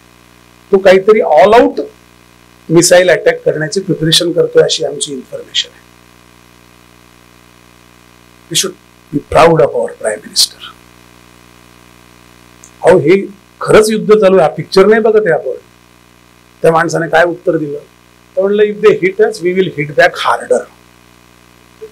So better tell them to take care, not us. आणि त्यांनी जे बोललं ते करून दाखवलं. ते करून दाखवल्यावाले जे काही नेते फिरतात ना आपल्याकडे बोर्ड लावत, त्याला काय म्हणत नाही, हे करून दाखवलंय. If they hit us we will hit back very harder. So it is better you tell them to take care, not me. I am not worried. आपल्या सैन्य दलावर, डिफेन्स सिस्टीमवर, हवाई दलावर, नौदलावर आणि मिलिटरी इंटेलिजन्सवर इतका प्रचंड श्रद्धा आणि विश्वास असणारा हा पहिला पंतप्रधान आहे. पण तो स्वतः बसतो तिथे, फाईलवर सह्या नाही करत. ते जे निंबोरकर सर आहेत, जे बालाघाटचं त्यांनी केलं, त्यांच्या एकदा तुम्ही कधी गप्पा मारताना त्यांना बोलवा, ऐकलं तर तुम्हाला सांगतील. ते 2:45 वाजता मोदींनी त्यांच्याशी बोलणं केलंय. ते घडलं तेव्हा हे फील्डवर आहेत, मोदी ऑफिसमध्ये बसले. एखादा नगरसेवक दाखवा मला एवढी काळजी असणार. काय कोण कोणाबद्दल बोलतं, काही दर्जा आहे की नाही? आपल्याला जी गोष्ट चांगली त्याचा अभिमानच वाटला पाहिजे. असा लीडर असणं हे काय भाग्याचं लक्षण नाही. अजित डोभाल आहेत तिथे. या सगळ्या लोकांनी जो प्लॅन आखला असेल, त्याला करता वेळ घेतला, तो त्यांनी 100% पूर्ण केला. आणि मग चीन जागा झाला. मग चीन असं म्हणलं, अरे तुम्ही तर आम्हाला विचारतच नाही, आमच्या जीवावर तुम्ही पोचले गेले. आता या चीनचं अजून एक दुखणं आहे. जे पण पाकिस्तानचा इंटरनल प्रॉब्लेम ते म्हणजे CEPC, चायना पाक इकॉनॉमिक कॅरिडॉर, ज्यात चीनची $60 बिलियन इन्व्हेस्टमेंट आहे. काय कॅरिडॉर आहे तो? असा भारत आहे. मी नेहमी हे सांगतो, रिपीट आहे, त्यांनी माफ करा. इथे मध्य पूर्व आहे, इथे चीन आहे, हा भारत आहे एक्झॅक्ट शेप. हा हिंदी महासागर आहे. सगळी वाहतूक इथून होते. चीनची तेलाची वाहतूक इथून होते. मलाकाची सामुद्र धुनी आहे, तिथून ते जहाज जातात. आणि खाली दियोगो गार्सियो इथे अमेरिकेचा लष्करी तळ आहे. इथून ते वर जपान पर्यंत, म्हणजे फिलिपाईन्स, कंबोडिया, लाओस, बिओस, सगळे हे जे मधले राष्ट्र आहेत, व्हिएतनाम, ईस्ट तिमोर, इथे 27 अमेरिकेचे वॉच लष्करी तळ आहेत जे या वाहतुकीवर लक्ष ठेवतात. चीनचे आपणही लक्ष ठेवतो. आपलं फार लक्ष आहे, आपली फार मोठी ताकद आहे, हिंदी महासागर ही आपली फार मोठी स्ट्रेंथ आहे. त्यामुळे चीनला इथून त्यांच्या चीनमधून तिथे जाणं त्याच्याकरता ग्वादार बंदर आणि तो सीईपीसी कॉरिडॉर हवा आहे. त्यांनी तो बांधायला घेतला. $60 बिलियन पाकिस्तानला दिले, त्यांचे आणखीन काही रस्ते बांधून दिले आणि तो जातो ते बलुचिस्तान. त्याच्यावर इतके हल्ले झाले, त्याच्यावर आतापर्यंत म्हणजे वेगवेगळ्या वर्ल्ड अफेअर्स किंवा अशा ठिकाणी किंवा जे ऍक्सिडेंट नोंदी करतात अशा साईटवरून काढलं तर माझा काढलेला आकडा 139 हल्ल्यांचा आहे. ते काम सुरू केलं म्हणजे रेल्वे लाईन उडवून टाकतात, ते बॉम्बस्फोट करतात. चीनी इंजिनियर मारून टाकले त्यांनी 62. सैन्य तर किती मारलं पाकिस्तानचं. त्यामुळे चीन एका अशा हे घडण्याआधी चीन अशा टोकाला होता की आता तुम्ही आम्ही फौज तिथे पाठवतो. पण पाकिस्तान त्याला हो म्हणू शकत नाही, कारण दुसरा दादला आहे, दोन नवरे त्यांचे, तो तर मानगुट पकडेल. पण पाकिस्तान ते होऊ देत नाही आणि त्यांचं नुकसान होत होतं. तो सीईपीसी पूर्णपणे थंडावलेलं काम आहे. ग्वादार बंदर अर्धवट काहीतरी ते 70-75% बांधून झालंय, पण तिचं काही होण्याची शक्यता नाही. त्यामुळे चीनचं परत तेच चालू आहे, त्याच्यावर लक्ष आहे. तो अमेरिका चीनचा जग वाटून घेण्याच्या इराद्याचा त्या प्लॅनचा एक भाग आहे, लक्षात घ्या. ते काही एकमेकांविरुद्ध आहे असं कृपया समजू नका. मालकी ठरत नाही, कोण मोठा हे ठरत नाही. ते ठरेल तेव्हा त्यांची दोस्ती किंवा खरं युद्ध किंवा खरी दुश्मनी. पाकिस्तानने चीनला इतकी मोठी महासत्ता असताना एका फालतू रस्त्याकरता एक फ्रस्ट्रेशन दिल्यामुळे पाकिस्तानच्या राजवटीवर चीनचा भयंकर राग आहे. त्यात चीनने तरी खूप लष्करी सप्लाय करून ठेवला, ते बाकी सगळे पैसे विसे देतात. आणि ते करत असताना पाकिस्तानने जेव्हा डीजीएमओने फोन करून बचाव, पंतप्रधान मोदींनी एक शब्द वापरला, गुहार लगाई. गुहारचा अर्थ काय? याचना केली. करेक्ट शब्द आहे. फोन नाही किया, अरे कर दो, गुहार लगाई. आणि तुम्ही त्यांना गुहार लावता, आम्हाला विचारत नाही, अमेरिकेचं ऐकता म्हणून चीनने बोंब मारल्या म्हणून ते काय चुटपुट त्यांनी नंतर काही उल्लंघन वगैरे केल्याच्या बातम्या ते त्यांच्या करतात. सगळे एकमेकांना वेड्यात काढतात. अहो तुमचे मिसाईल आम्ही थांबवतो, गोळ्या वेळ्या चीनवर चालल्याचा काही आम्हाला फरक पडत नाही. ठीक आहे, काही सिव्हिलियनचा मृत्यू झाला नाही असं नाही, कारण आपण युद्धविराम झाल्याच्या विचार होतो. अमेरिका चीन यांचा सत्ता समतोल, अमेरिकेचं पाकिस्तानला वापरणं, चीनचं पाकिस्तानकडे सतत असलेलं लक्ष, बांगलादेश मधली अस्वस्थता, भारत एवढं सगळं करत असताना 4थ्या क्रमांकाच्या अर्थसत्तेकडे वाटचाल करतोय. अहो युद्ध चालू ठेवा काय म्हणता तुम्ही? 21 एअरपोर्ट आपले किती दिवस बंद होते? 4. 9,000 कोटीचं नुकसान आहे बिझनेस. प्रगतिशील राज्य आहे राजस्थान, पंजाब, गुजरात, व्यापाराची राज्य आहे. युद्ध काल ठेवा काय? ते रॉटन देश आहे, तिथे काय बर्बाद देश, त्यांना काय फरक पडतो? आपलं युद्ध चालू ठेवायचं आणि त्याची मग त्याच्याकडे येतो. तर ही सगळी पार्श्वभूमी लक्षात घ्या, त्याच्यामुळे युद्धविराम झालाय. कारण आपल्याला एक लक्षात ठेवा, मी युद्ध करेल मला हवं तेव्हा आणि थांबेल हवं तेव्हा, ही ताकद असते. ही ताकद डिस्प्ले करणं फार अवघड आहे. अमेरिकेच्या हातून व्हिएतनामचं युद्ध कधी सटलं त्यांना कळलंही नाही. नंतर ते उगीच सैनिक रोज मेलेले सैनिक मोजत राहिले 12 वर्ष. युद्ध थांबवणं सोपं नाही. आणि गंमत बघा कसा पट लागतो युद्धविरामाच्या आधी. आपलं युद्ध सुरू झालं, आपण पहिल्यांदा अटॅक केले, त्यांचे दहशतवादी कॅम्प मोडून काढले. सगळ्या पेपरच्या हेडलाईन बघा, न्यूयॉर्क टाइम्स पासून, वॉशिंग्टन पोस्ट पासून, अल जजीरा बघा, सगळे चॅनल ऐका, ऑस्ट्रेलियन ABC न्यूज सगळं बघा, ते मरडोक फरडोक यांचे सगळे चॅनल बघा. प्रत्येक ठिकाणचं काय सगळ्यांचं म्हणणं आहे, great, India should go all out for the war. या निमित्ताने भारत युद्धात अडकला, आर्थिक परिस्थिती घसरली तर मला हवीच आहे. परस्पर काट्यान काटा निघतो ना. दोघांच्या भांडणात तिसऱ्याचा लाभ, असं धंदा आहे. मला तुम्हाला पेटवा तर मारा, हो सोडू नका, मारा, तुम्हाला काहीच करायचं नाही. तुम्हाला तुमच्या घरी बसायचं, सल्ले द्यायचे. ज्या पंतप्रधानावर हे प्रेशर आहे की युद्ध चालू ठेवा, सगळे मदत करा, सौदी अरेबिया म्हणतो, कतार म्हणतो, कतार सारखा घातक देश नाही, दुश्मन देश नाही, तो म्हणतो की नाही शेवटपर्यंत न्या. कारण त्यांना माहितीये पाकिस्तान करता अमेरिका उतरेल आणि चीनला माहिती आहे या निमित्ताने युद्धाचा flash point South China Sea वरून पाकिस्तानकडे येतो आणि त्यात भारताचं नुकसान आहे आणि चीन सेफ राहतो. भारत जर खच्ची झाला तर चीनला हवाच आहे, कारण मोठी ताकद आहे. त्यामुळे युद्ध करा, सोडू नका. त्यांना थांबल्याचा एवढा शॉक बसला ना, तेवढ्या जगात कोणालाही बसला नसेल. अरे थांबलं, आपण सगळ्यांना तयार करत होतो, पेटवत होतो, आरडाओरडा करून गल्ली गोळा केली होती, एकदम अचानकच गप्पा मारायला लागले दुगणं भांडणारे किंवा शांत बसले, काहीच नाही आमचं युद्ध. हा पेच आहे ना, हा ज्याला सपोर्ट आहे जगाचा, त्याला त्या धारेवर चालतो, तो दोरीवर चालत होते आपले पंतप्रधान किंवा आपले सगळे नेतृत्व, सैन्याचं, लष्करी आणि निम लष्करी सगळंच ते चालत होतं. त्यांनी तेव्हा सांगितलं थांबूया, आपण करायचं ते केलंय, मेसेज द्यायचा तो गेला, आता युद्ध काही करण्यात मजा नाही, आपलं नुकसान जास्त आहे, त्यांना काय नुकसान होणार आहे. बरं IMFचं बेल आउट पॅकेज दिलं, तेव्हा अट घातली वगैरे, या सगळ्या भाकड कथा आहेत. पॅकेज दिलं कारण पाकिस्तानने मोठा गाळा काढला, काहीच करू शकणार नाही आम्ही प्रोटेक्शन वगैरे, तुमचं कुठलंच न्यूक्लिअर आम्ही सांभाळू शकणार नाही, पैसेच नाही आमच्याकडे. बरं सिंधूचं पाणी बंद केलं. मला नेहमी एक प्रश्न विचारायचं वाटतं, इतकी युद्ध झाली, इतकी युद्ध आपण जिंकली, आपण कधीतरी हा सिंधू करार, त्याचं 20% पाणी भारताला, 80% पाकिस्तानला, धरण बांधलं तर पाकिस्तानची परवानगी घ्यायला लागते, पाणी थांबायचं तर परवानगी घ्यायला लागते, पाणी सोडायचं तर परवानगी घ्यायला लागते, असा करार आपण 70 वर्ष का ठेवलाय? तुम्ही 3 युद्ध जिंकल्यावर तुम्ही सांगाल पाहिजे सिंधू करार रद्द, चिनाब झेलम, सिंधूचं पाणी देणार नाही. फाळणी झाली तेव्हा तर नीट काढून बघा, ज्यांना थोडा अभ्यास आहे त्यांनी 27 धरण पाकिस्तानात गेले म्हणून भाकरा बांधायला लागलाय आपल्याला. धरणच नाही आपल्याकडे, भाकरा बांधायला का बांधलं याचं कारण आहे. नेहरूंच्या सरसकट मी त्यांच्याबद्दल कधी वाईट बोलत नाही, ते मुळातच 30-35 कोटी म्हणजे अतिशय दारिद्र्य असलेल्या देशाचे पंतप्रधान होते, त्यांना एवढं सोपं नव्हतं गणित. त्यांनी जे चुका केल्या त्या पण मी मोकळेपणाने सांगेल, पण त्यांची अपरिहार्यता पण लक्षात घेतली पाहिजे, कारण पंतप्रधान कॉन्टेक्स्ट मध्ये बघितलं पाहिजे, संदर्भाच्या चौकटी. धान्य नाही, ते अण्णासाहेब शिंदेच ना आपले, ज्यांनी मुळात ते गहू विभागाचं कोठार केलं, ते मेक्सिकोकडून PL 170 गहू आणून किंवा अनेक कृषीच्या योजना करून. आपल्याकडे धान्य नाही, अन्न नाही, शास्त्रींनी सांगितलं होतं ना, शास्त्रींपर्यंत चाललंय ना ते, की एक दिवस एक वेळ जेवू नका.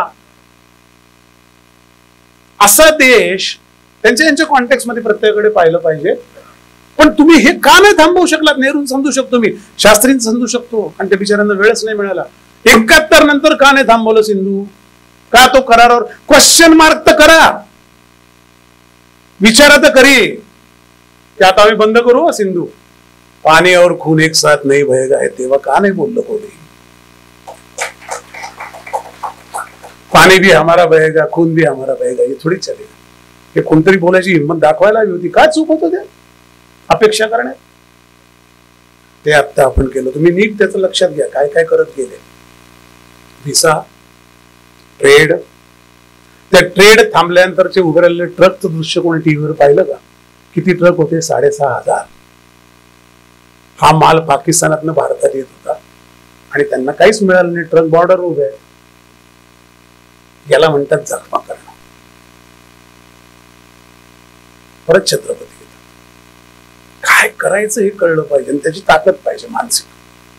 सिंधू करार थांबवला, त्याचं एक अजूनही तो सोडलेलं नाही. आज सकाळी जयशंकरांचं स्टेटमेंट आहे, काही त्याचा विषयच येत नाही. डिस्कशन फक्त POK आणि टेररिस्टवर, सिंधू बिंदूवर डिस्कशन होणार नाही. बघा तिथे हायड्रो पॉवर स्टेशन बांधतोय आपण, धरण बांधलं तर सगळंच पंचायत होऊन जाईल. पाकिस्तानचं यावेळेचं पीकच याची शक्यता नाही, पाणीच नाही. आता मानवतावादी मेणबत्त्या लावून गळे काढतील. अरे पण आमचे किती सैनिक मेले माहिती आहे का? एकदा हिशोब करा.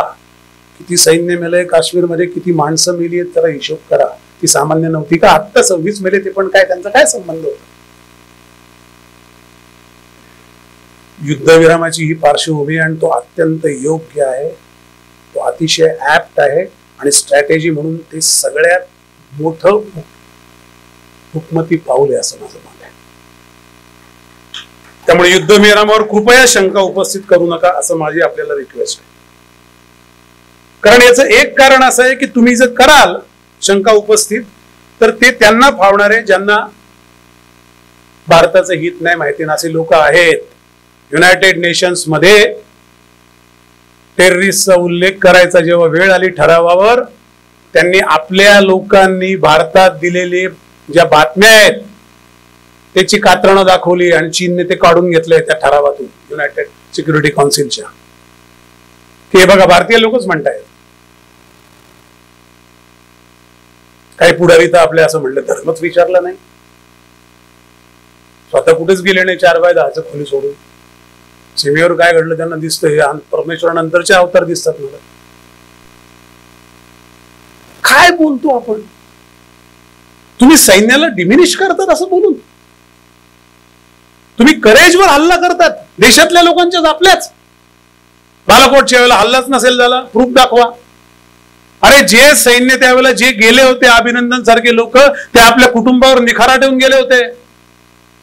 त्यांना हे जेव्हा वाचेल काय असं झालं याचा पुरावा दाखवा. त्यांना काय वाटलं असेल, कुठल्या देशाकरता सर्व्हिस करतोय आपण, त्याचं आपल्याला काही वाटत नाही. इतके ताळतंत्र सोडून वागणारी माणसं देशामध्ये आहेत, आणि ती आहेत त्यांनी जे प्रसिद्ध दिलं त्याचा आधार घेऊन पाकिस्तानने ते काढून टाकलं आणि चीनने प्रेशर आणलं. त्यामुळे ते सगळ्यात सजग राहायची गोष्ट आहे. युद्धविराम झाला, आता पुढे काय? कधीही अमेरिका पाकिस्तानचं बोट सोडणार नाही हे भारताला पक्क माहिती आहे. तर तुम्ही म्हणाला क्वाड बीड कशाला आपण करतोय? आपल्याला लहानपणी उदाहरण द्यायचे, एक पाल भिंतीवर 2.5 फूट चढली, 3 फूट घसरली, 4 फूट चढली, 6 फूट घसरली, एकूण किती पाल वर चढली, असं ते गणित असायचं. आपल्याला तसंच करायला लागतं या इंटरनॅशनल डिप्लोमसीमध्ये. तुम्हाला जिथे शक्य आहे तिथे हात पुढे करायला लागतो, शक्य तिथे ठोसा मारायला लागतो, शक्य तिथे मागे यायला लागतं. हे छत्रपतींनी पण आयुष्यभर केलं. ते देते का मिर्झा जयसिंगला एवढे किल्ले कष्टाने मिळवलेले?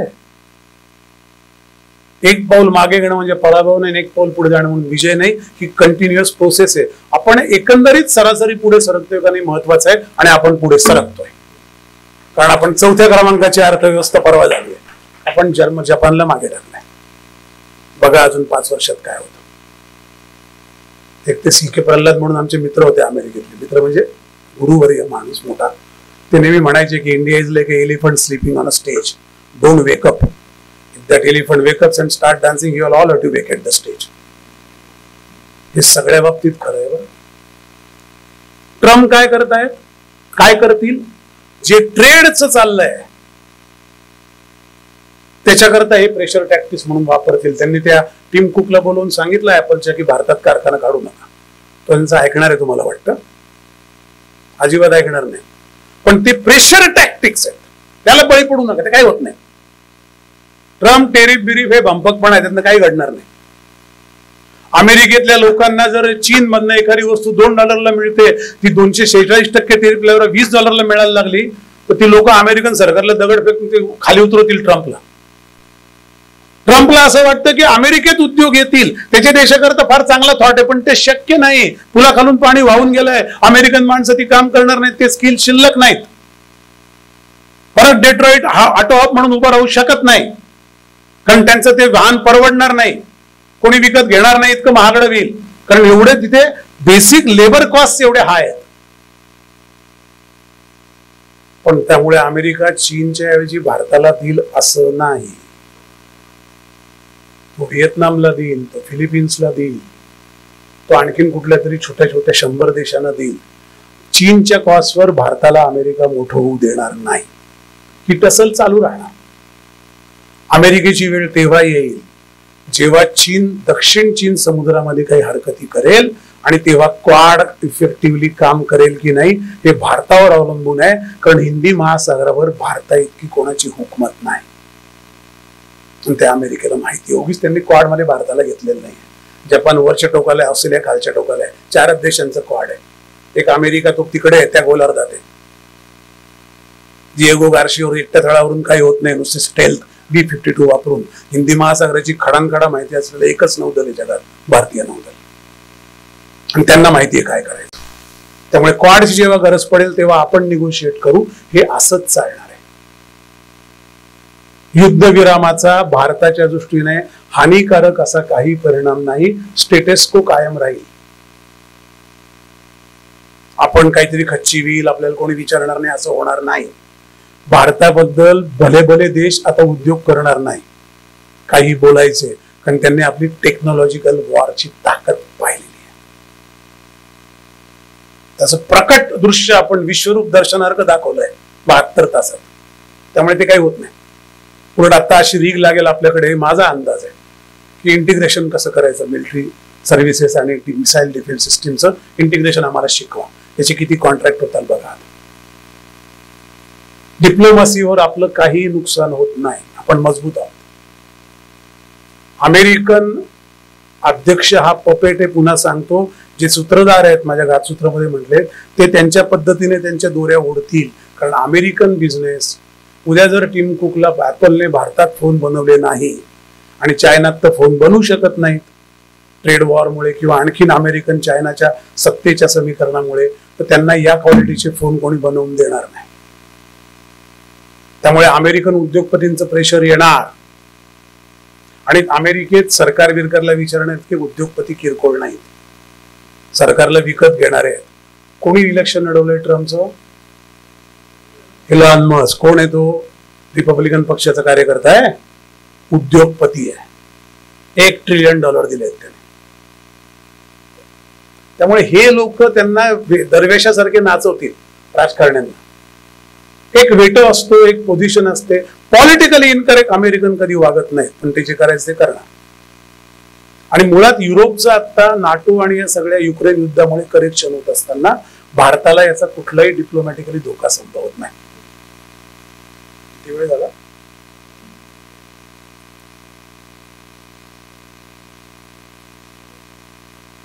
मी नेहमी असा विचार करतो की भारताचं काय होईल. भारताची प्लेसमेंट जरा लक्षात घ्या. पाकिस्तानच्या प्लेसमेंट बद्दल तुम्हाला सांगितलं. उत्तरेला चीन आहे, पूर्वेला म्यानमार आहे, पश्चिमेला पाकिस्तान आहे, दक्षिणेला श्रीलंका आहे. सगळीकडे युद्धखोर परिस्थिती आहे. 12 लाखाचं सैन्य आहे, 2.5 लाखाचे पॅरामिलिटरी फोर्सेस आहेत, त्याच्यात वेगवेगळ्या बटालियन्स आहेत, वेगवेगळे घातक पथक आहेत, रायफल्स आहेत, रायफल ब्रिगेड्स आहेत. असे वेगवेगळ्या प्रकारची 7 स्तरीय रचना आहे सैन्याची, भूदल सैन्याची. 1500 एअरक्राफ्ट आहेत, 127 युद्धनौका आहेत. त्यात सगळ्यात झाल्या म्हणजे फ्रिगेट, पाणबुड्यांसकट, सबमेरीन आहे, 2 विमान वाहक युद्धनौका आहेत, विक्रांत आणि विक्रमादित्य. हे सगळा डोलारा घेऊन भारत उभा आहे. भारत आता काही बाबांचा, हत्तीचा, सापाचा आणि सॉफ्टवेअरचा देश राहिलेला नाही. अभिमान बाळगा, भारत हा अत्यंत सामर्थ्यशाली अशी सैनिकी ताकद आहे.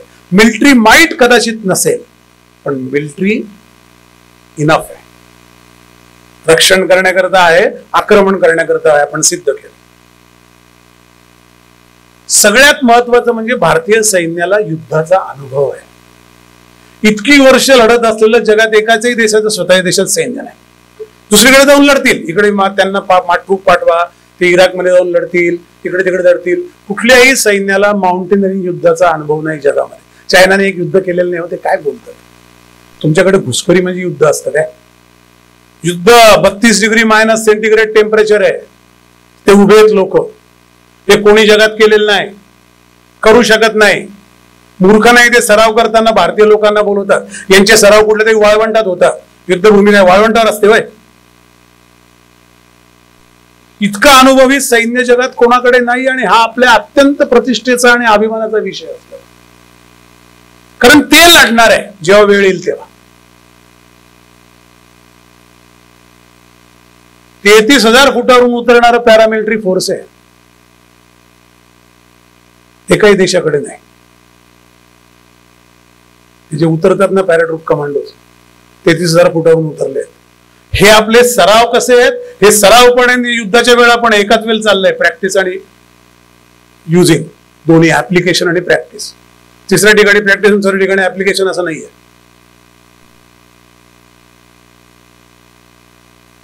सात 7,500 किलोमीटरची कोस्टलाईन सांभाळतो भारत. हिंदी महासागरातले एकही व्हेसल भारताच्या नजरेच्या आड जाऊ शकत नाही, भारताच्या दृष्टिपथालाशिवाय जाऊ शकत नाही. म्हणून चीन जेव्हा हंबनटोटामध्ये आपलं एक आरमाराणाची नौका आणून उभी करतो, तेव्हा भारत सरळ चीनला सांगतं की हे उचला. तुम्ही त्यांना भाड्याने दिलं असेल, कर्ज दिलं असेल, बंदर बांधून दिलं असेल, तुमची युद्धनौका आमच्या त्याला धोका आहे. आणि चीन ते हटवते. कारण अनेक बाजूच्या दक्षिण आशियातल्या राष्ट्रांची संगनमत आहेत आपली. छोटे छोटे देश आहेत पण त्यांची ताकद आहे. परत गनिमी कावा आहे, प्रत्येक जहाजावर फ्रिगेट हे सगळं आहेच. पाणबुड्यांचं मी सरळ म्हणत होतो आणि आगाशे सर इथे आहेत. 20 पाणबुड्या, 3 ballistic missile, 13 destroyer, 15 frigates, 18 corvettes, 2 tracking ships, 9 survey vessels, 29 patrol vessels, 114 patrol boats. हा आपला पसारा आहे नौदलाचा हिंदी महासागरात पसरलेला. आणि हा सोपा नाही होतो. बरं, हे आपण उभं करतोय. आपण INS विक्रमादित्य आणली गेल्या 10 वर्षामध्ये. म्हणजे तुम्ही ऑब्जेक्टिव्हली विचार करा, पक्षपेक्षा सोडून देते किरकोळ विषय. सॉरी पर्सनली बोल. सरकार आणि ते राबवणारी सरकारी यंत्रणा आणि उभी केलेली संरक्षण प्रणाली याचा एक कोणीतरी पेपर लिहायला घ्या, तुम्हाला कळेल कुठल्या वर्षात काय घडलं. आत्मनिर्भर भारतला असता तुम्ही. तेजस काय हो, make in India fighter jet आहे, make in India, which was use in this war.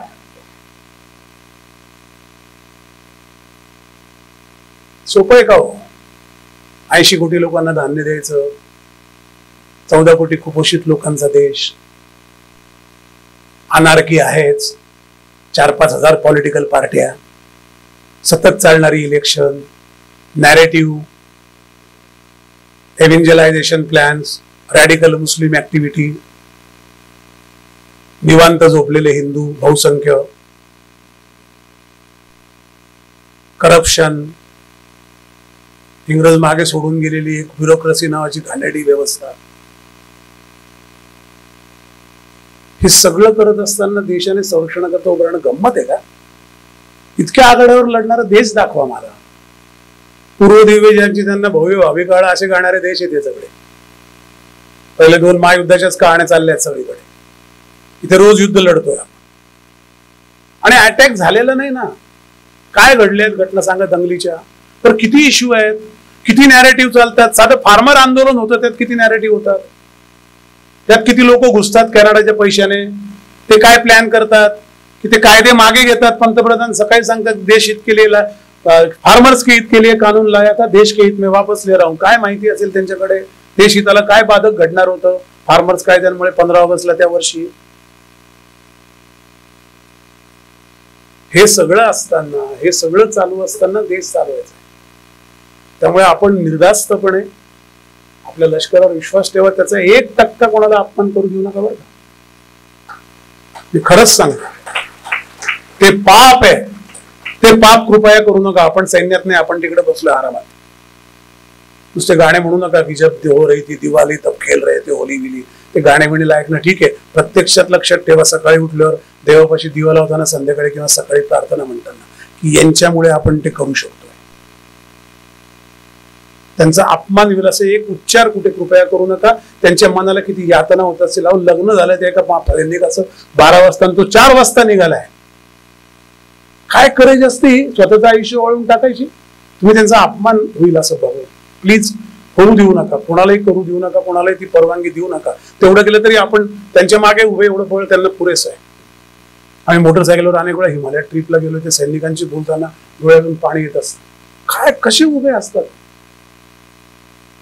हातात घेऊन जातात अन्न, स्टोव घेऊन जातात, स्टोव पेटवतात. स्टोव चालू आहे, त्याच्या चोवर पेटलेल्या स्टोववर अन्न ठेवलं, ते बर्फाचे ढोकळे होतात, अन्नाचे गोळे होतात, त्याच्यात ते जेवायचं आहे. नोकरी देश वाचवायची आहे ना, काही म्युन्सिपाल्टीची नोकरी नाही आहे घरातल्या घरात फिरायची, गावातल्या गावात. कुठून करायची येत असेल ती किमान ती कायम तर ठेवा. आणि ते कामगिरी ज्या दर्जाची करतायत त्याने लोक जगातले सगळे थक्क होतात. आपल्याला काय दळबद्रीपणा आहे त्यांना शिव्या द्यायचा किंवा त्यांच्यावर शंका घ्यायचा. त्यामुळे या युद्धविरामाने काही नुकसान नाही. तो एक स्ट्रॅटेजिक मूव्ह आहे.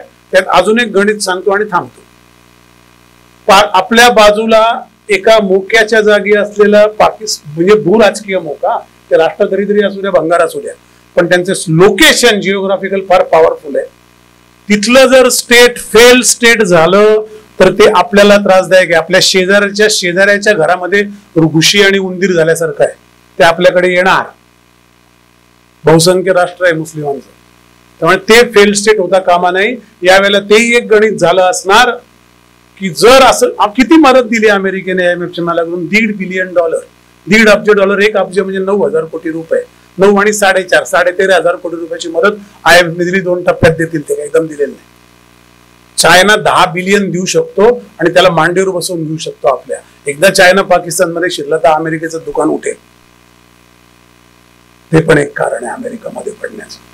ते काय ट्रम्प दूरदर्शी वगैरे म्हणून मध्ये नाही पडले, काही विजनरी वगैरे म्हणून. एक सर्वायवल असतं. चायना या निमित्ताने घुसला पाकिस्तानमध्ये, त्याला मदत करायला एअरपोर्ट बांधून देतो, अन्नाची सोय करतो, असे काही मिशाने घुसला मानवतावादी कारण घेऊन, तर तो बाहेर पडणार नाही आणि एक जिओग्राफिकल लोकेशन अमेरिकेच्या हातातनं जाईल जे मध्य आशियाला ऍक्सेस देतं आणि आशियाला पण देतं. त्यामुळे ते पण एक कारण आहे आणि त्यामुळे अमेरिका ते कधी होऊ देणार नाही. कारण लक्षात ठेवा, मी नेहमी सांगतो, रशिया अमेरिकेचा लष्करी प्रतिस्पर्धी होता, चायना अमेरिकेचा धोरणी प्रतिस्पर्धी आहे. चायना अमेरिका वॉर हे स्ट्रॅटेजिक वॉर आहे. अमेरिका रशिया हे कोल्ड वॉर मिलिटरी वॉर होतं. आणि अगदी खरं सांगायचं तर अमेरिका आणि चीन या दोघांचा स्ट्रॅटेजिक प्रतिस्पर्धी एकच देश आहे, भारत. भारत माता की जय.